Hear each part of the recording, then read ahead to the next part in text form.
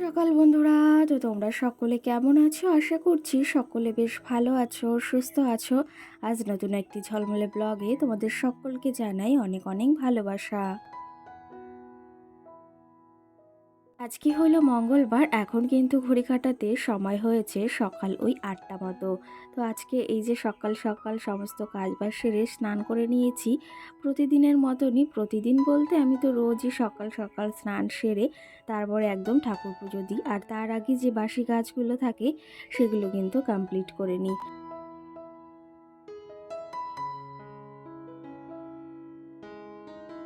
আর এই জামাকাপড় কিন্তু আমি ওই রোজ স্নান করার সময় ধুয়ে দেওয়ার চেষ্টা করি, আর তারপরে না আমার সত্যি কথা বলতে একদমই ভালো লাগে না জামাকাপড় মানে ধুতে স্নান করার পর। তো সেই ক্ষেত্রে চেষ্টা করি সকাল সকাল স্নান করার সময় বা স্নান করার আগে যে সমস্ত জামাকাপড়গুলো হয় সেগুলো ধুয়ে দেওয়ার চেষ্টা করি।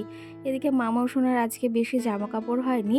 এই গরমে কিন্তু বেশি একটা জামাকাপড় হয় না, আমাদের বলো বাচ্চাদের বলো, কিন্তু ওই শীতের সময় ভীষণ পরিমাণে জামাকাপড় হয়, আর সেগুলো ধুতেও কিন্তু বেশ খানিকটা কষ্ট হয়। আর আমার মনে হয় সকাল সকাল সমস্ত কাজবাজ হয়ে গেলে নিজেও একটু ফ্রেশ থাকা যায়। আর সত্যি কথা বলতে আমার এই চেষ্টা করি আমি সকালের ভেতর সমস্ত কাজগুলো সেরে নেওয়ার। আর এখন যেহেতু বেশ ভালো রোদ বেরিয়েছে, আর এই গরমকালে তো জামা কাপড় শুকানো নিয়ে কোনো একটা চাপ নেই। তো ওই যে কিছুক্ষণের মধ্যে মানে 1-1.5 ঘন্টার মধ্যেই কিন্তু জামা কাপড় একদম শুকিয়ে যায়। যাই হোক, এইদিকে একটা কাকিমার সঙ্গে কথা বলছিলাম, ওইদিকে উনি আমার কাছে চাইছিল মানে 20 টাকা খুচরো কয়েন, যে 2 টাকারগুলো হয়। তো সেই কয়েন দিতে, কিন্তু আমার কাছে তো একদম ছিল না, তাহলে কি করেই বা দেব। উনি ওই যে মানে আমাদের এখানে যে বাসন্তী পুজো হচ্ছে সেখানে উনি দোকান দিয়েছে ঘুগনির। তো সেই ক্ষেত্রে ওনার প্রয়োজন ছিল, সেই জন্য আমার কাছে চেয়েছিল, কিন্তু আমার কাছে নেই। আর যদিও আমার কাছে খুচরো পয়সা থাকে, সেগুলো কিন্তু মাম্মামের ওই খাবারের প্রয়োজন পড়ে, আর কিছুটা যদি বেশি থাকে সেগুলো কিন্তু আমি একদম ঘটেই ঢেলে দিই। যাই হোক, এইদিকে দেখো আমার কিন্তু তার আগে তোমাদের বলা হয়নি, সকালবেলা আমি আজকে ভোরবেলা উঠে রান্না কমপ্লিট করে নিয়েছি। যেহেতু এখন থেকে সকাল সকালই রান্না করছি, আমার কিন্তু 8টার ভেতর রান্না বান্না সমস্ত কিছু কমপ্লিট হয়ে গেছে। আর আজকে কিন্তু রান্না করেছিলাম আগের দিন যে ছোট আলুগুলো এনেছিল সেগুলো দিয়ে দেশি ডিম আর সঙ্গে পোলট্রির ডিম মিশিয়ে, মানে দুটো ডিম মিশিয়ে সেটা দিয়েই একটু মশলা দিয়ে একটু মানে গামাখা করে রান্না হয়েছে ডিমের ঝোল। আর সঙ্গে কিন্তু পটল ভাজা হয়েছে। আর এইদিকে কিন্তু আমার মাম্মাম সোনাও ঘুম থেকে উঠে গেছে দেখো। আর এদিকে ওর পাপা বসে বসে খাচ্ছে, এখানে বসে কার্টুন দেখছে। চুলগুলো বাঁধতে হবে, সকালে ঘুম থেকে উঠেছে এখনও চুল বাঁধা হয়নি, কারণ এই চুল না বাঁধলে গরমে তো ও কষ্ট পায়। কষ্ট বলতে ওর ওই যে শুধু মাথা এদিক ওদিক করে, আর সঙ্গে চুলগুলো বেঁধে দিলে দেখতেও বেশ ভালো লাগে, আর ওরও কিন্তু বেশ আরাম লাগে। এদিকে মামাও শোনাতে উঠে গেছে, আজকে আর ওকে সুজি খাওয়াবো না, কারণ এই যে ভাত হয়ে গেছে আর এই 8:30 মতো এখন বাজতে গেল। ভেবেছি ওকে এখন ভাত খাইয়ে দেব, আবার ওই সন্ধ্যার দিকে একটু সুজি খাইয়ে দেব। আর এই তার ভেতর তো ভাত খাবেই, মানে দুপুরে, তারপরে ওই যে সন্ধ্যার দিকে। তো ওই রাত্রি ভেবেছি আজকে একটু সুজি খাইয়ে ঘুম পড়াবো। আর তোমরা আমাকে অনেকে কমেন্ট করেছিলে, অনেকে বলতে একটা বোনও আমাকে কমেন্ট করেছিল, দিদি ভাই তোমার এই কড়াইটা কি নতুন? তো এই দেখো কড়াইটা কিন্তু পেছনে কালো কালো হয়ে গেছে, যাচ্ছে, কারণ হচ্ছে মাটির উনানে যেহেতু এটা দিয়ে রান্না করেছিলাম মাঝে মধ্যে, তো সেই ক্ষেত্রে বেশ একটা কালি পড়ে গেছে। আর সঙ্গে কিন্তু ভেতরটা একদম চকচকে, কারণ ওই যে যখনই রান্না করি তখনই কিন্তু কড়াইটাকে সুন্দরভাবে একদম পরিষ্কার করে ফেলি, তো সেই ক্ষেত্রে দেখতেও বেশ ভালো লাগে আর এরকম ঝকঝকে কড়াইতে কিন্তু রান্না করতেও বেশ ভালো লাগে। তো সেই ক্ষেত্রে ভীষণ মানে একটা সুন্দর লাগে কড়াইটা দেখতে। তুমি যে কমেন্ট করেছো বেশ ভালোও লাগলো। আর সঙ্গে সোহানা নামে মিষ্টি বোন আমাকে কমেন্ট করেছে, দিদিভাই তোমাকে অনেক মিস করছি। আর সঙ্গে অঙ্কিতাও কমেন্ট করেছে, তোমাকে দিদিভাই অনেক সুন্দর লাগছে, অসংখ্য ধন্যবাদ। আর সেদিন কমিউনিটিতে যে পোস্টটা করেছিলাম, সেদিন কিন্তু আমরা গিয়েছিলাম হচ্ছে বাসন্তী পুজোর মানে উপলক্ষে পুজো দেখতে।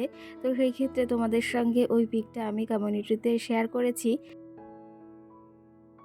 যেহেতু আগে একটা দিন আমি তোমাদের সঙ্গে ভিডিও শেয়ার করতে পারিনি, প্রচুর চেষ্টা করেছিলাম কিন্তু তারপরেও পারিনি, কারণ হচ্ছে তোমাদের তো বলেছি আমাদের এখানে বাসন্তী পুজো হচ্ছে আর ভীষণ পরিমাণে মাইকের আওয়াজ, তো সেই ক্ষেত্রে একদমই ভিডিও এডিট করতে পারিনি। এডিট করা কমপ্লিট হয়েছিল কিন্তু ভয়েসটাই দিতে পারিনি, আর ভয়েসটা না দিলে ভিডিওটাই কি করে ছাড়বো। তো সেই ক্ষেত্রে তোমাদের সঙ্গে আগের দিন মানে মাঝে দুটো দিন ভিডিও শেয়ার করা হয়নি, তো সেই ক্ষেত্রে আমারও ভালো লাগছে না। তো আর ভিডিও শেয়ার করলে কিন্তু নিজেরও ভাল লাগে, যতই কষ্ট হোক না কেন। তো সেই ক্ষেত্রে চেষ্টা করি প্রতিদিন ভিডিও দেওয়ার, কিন্তু তার মাঝে আবার মিস্টেক হয়েই যায়।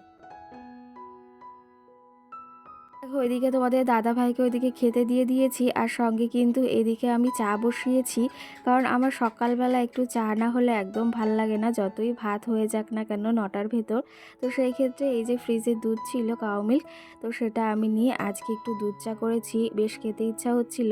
রোজ রোজ ওই লিকার চা ভালো লাগে না, তো সেই ক্ষেত্রে দুধ চা নিয়ে এখন বসে পড়েছি।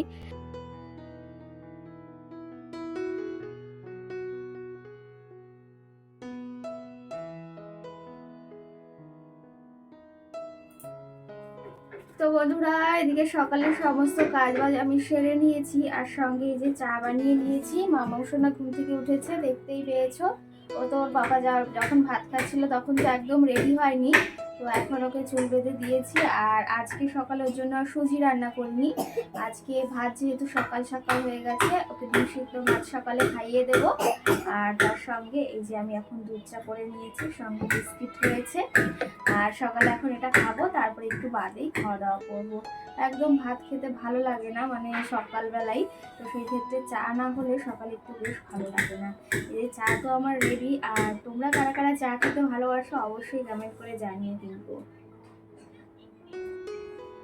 সঙ্গে আর একটা কথা, আগের দিন তোমাদের সঙ্গে দুদিন আগে আমি তোমাদের সঙ্গে ভিডিও শেয়ার করতে পারিনি, কারণ মন মেজাজটা একদমই ভালো নেই কি জন্য সেটাও বলবো।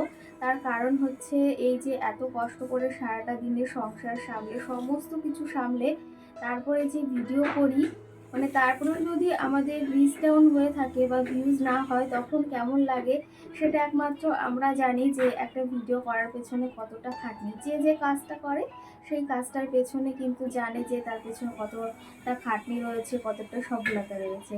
তো সেক্ষেত্রে ভীষণ কষ্ট হয়ে যায়, আর এখন গরমের সময় আরও বেশি কষ্ট। তার পাশাপাশি বাড়িতে কাজও করছি, সব মিলিয়ে মানে যদি মানে একটা রিচ ডাউন থেকে উঠে যদি ভিউজটা হতো তাহলে মন মেজাজ কিন্তু ভীষণ ভালো থাকে। আর যদি ওই যে একদম রিচ ডাউন হয়ে যায় তাহলে কিন্তু ভিডিও করার উৎসাহটাও অনেকটা কমে যায়। ভিডিও করতে একদমই ইচ্ছা হচ্ছে না, কিন্তু ওই যে ছাড়লেও হবে না, এই যে অনেকটা মানে পার করে এখানে এসেছি, এখন তো ভিডিও করতেই হবে। কিন্তু আগের দিন একদমই ভালো লাগছিল না জন্য ভিডিও শেয়ার করিনি। তো যাই হোক, এখন থেকে আবার রোজই শেয়ার করার চেষ্টা করব। আর গরমেও মানে ভীষণ পড়েছে, ভীষণ কষ্ট হয়ে যায়, আর মামসোনাও রয়েছে। তো সব মিলিয়ে ভেবেছি এখন থেকে আমার ভিডিও দেব। আর মানে ভালো লাগে না, এটা হচ্ছে বড় কথা, যে ভিডিও ভিউজ হলে বেশ মানে কাজ করতেও ভালো লাগে, ভিডিও করতেও ভালো লাগে, ভিডিও এডিট করতেও ভীষণ ভালো লাগে, কিন্তু যদি ভিউজই না হয় তাহলে একদম ইচ্ছা হয় না কিছু করতে। হয়তো অনেকের মানে মনে হতে পারে যারা আমাদের মতো ভিডিও করে গৃহবধূরা, তারা হয়তো জানে যে কতটা কষ্ট হয়। তো চলো, তবে এখন এই যে মাম্মা বলছে কার্টুন চালিয়ে দিতে, ওর পাপার মোবাইলটা রেখে গেছে, আর সঙ্গে চলো চাটা খেয়ে নিই, আর এরপরে খাওয়া দাওয়া করবো। আর আজকে সকালে তো কি রান্না হয়েছে, আজকে ডিম রান্না করেছি ছোট আলু দিয়ে, দেশি ডিম। আর সঙ্গে করেছি কুমড়ো ভাজা, একটু আম ভাজা করেছি তোমাদের দাদাভাইয়ের জন্য, আর সঙ্গে করেছি মামামের জন্য তরকারি কুমড়ো আলু দিয়ে। চলো তবে এদিকে এখন চাটা খেয়ে নি, পরে তোমাদের সঙ্গে আবার দেখা হচ্ছে। বিছনার চাদরটাও চেঞ্জ করতে হবে।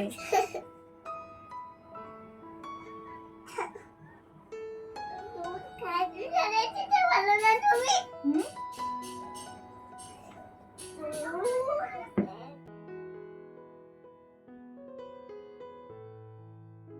এদিকে তো চা খাওয়া কমপ্লিট, আর এদিকে বিছনার চাদরটাও বেশ খানিকটা একটু নোংরা নোংরা হয়েছিল। ভাবলাম যে হাতে একটু সময় রয়েছে, তাহলে বিছনার চাদরটা চেঞ্জ করে নিই। এই চাদরটা সেই সুপার মার্কেট থেকে নেওয়া হয়েছিল, ভীষণ ভালো জানো তো। বিছনায় পাতলে একদম বিছনার সঙ্গে লেগে থাকে। আর ওই বিছনার চাদর যদি বারবার এদিক ওদিক সরতে থাকে, তাহলে কিন্তু একদম ভালো লাগে না, আর খুব মানে কি বলবো রাগ হয়। তো সেই ক্ষেত্রে ওই সাইডটাতে একদম গুজে দিলে তাহলে কিন্তু এই সাইডে আর মানে এই টানলেও নেমে আসে না, আর বেশ ভালোভাবে থাকে। আর এই চাদরটা কিন্তু কালারটা আমার বেশ পছন্দ, আর এই বাটিকের যে কোনো জিনিস কিন্তু বেশ ভালো লাগে। চলো তবে এইদিকে দেখো, আমি এই যে বিছনার চাদরটা পেতে নিয়েছি, এখন বিছনার ওপর যে যাবতীয় জিনিস থাকে সেগুলোকে গুছিয়ে নেব।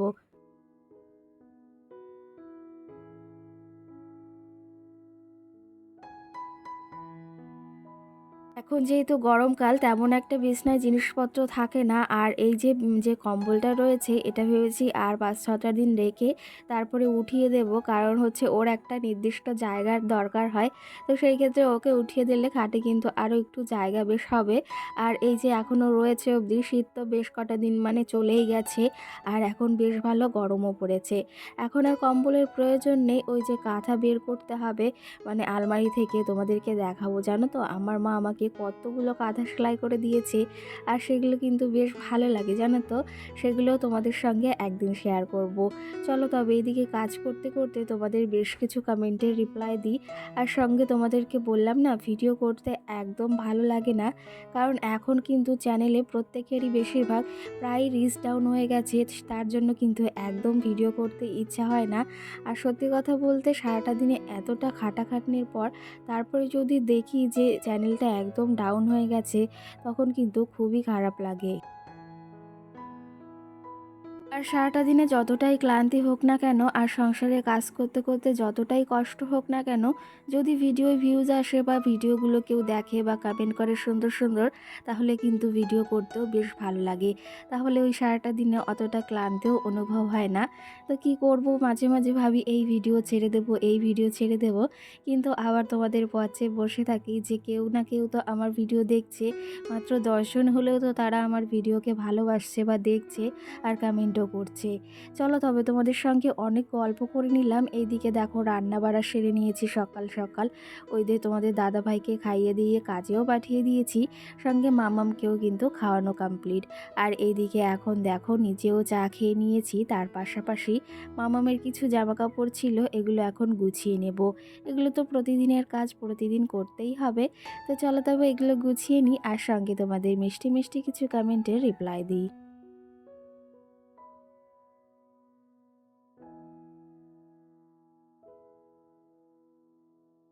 সঙ্গে আমাকে সোমা দেবনাথ কমেন্ট করেছে, আমার বাড়ি হাবড়া খাড়োতে, আমাদের বাড়িতে বেড়াতে এসো, ভীষণ খুশি হব।